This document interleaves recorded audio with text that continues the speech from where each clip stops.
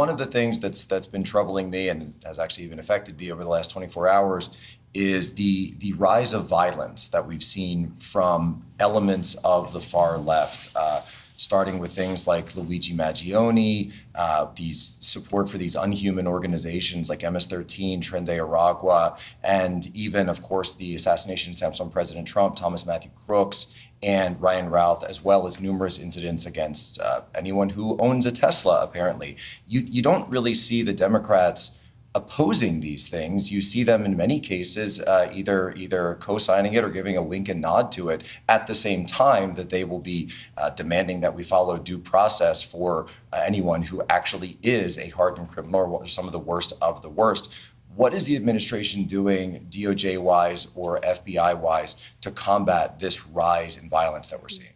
It's a great question, Jack, and I absolutely agree with the premise of your question, which I usually don't when I take questions at a podium. But certainly you're right. We have seen a rise in political violence that stems from the left, dating back to the Black Lives Matter movement, which the left and the Democrats don't want to talk about much, but they burned down American cities. And the Biden administration did nothing to prosecute those who created that violence, oftentimes not just destroying businesses, but also lives and communities as well. You look at the rise of violence against the president himself and his supporters. You had 2 heinous assassination attempts from leftist lunatics, and the president is lucky and blessed to be here today because he was able to survive that political violence and those assassination attempts. Look at the recent attacks on Tesla, on Elon Musk's company. It's quite ironic because Democrats and leftists were the greatest fans of Tesla.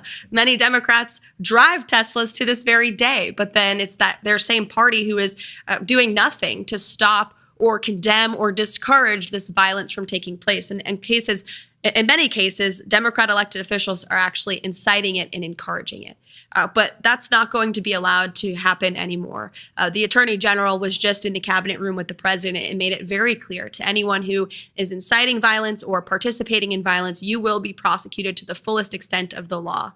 And no longer do we have a Justice Department that chooses prosecutions based on one's political affiliation. If you break the law, you will be held accountable for that.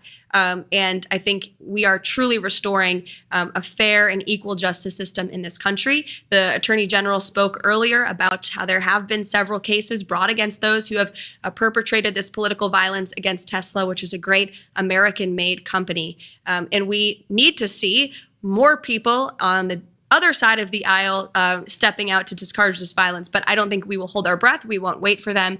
The president is leading by example. And I think the restoration of justice we've seen at the DOJ under the leadership of Pam Bondi and Kash Patel, who's doing an incredible job as the FBI director, is a testament to that. Subscribe to Oneindia and never miss an update.